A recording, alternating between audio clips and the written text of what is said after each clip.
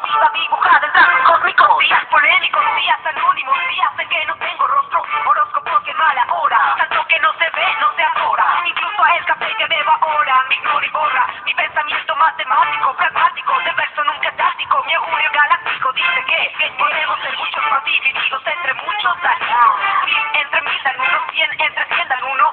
Y al final de cuento, aunque parezca absurdo, acompañados por ninguno. De la semilla a la ceniza del crudo.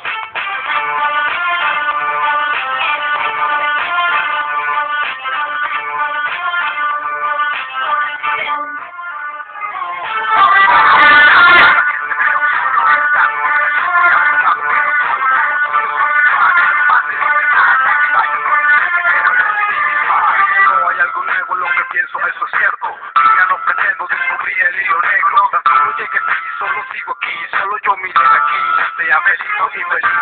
Solo, odiado por la gente pero solo, estando con la gente y apoyado pero solo. Como tú yo soy igual, uno más de los demás, así vaya con especie pero eres individual. Me refiero a enfrentamientos donde sea, con quien sea, como sea, cuando sea me he dado cuenta en esta esfera, de esta realidad quisiera no tirarme al drama, pero es difícil estar de esa anónima polémica.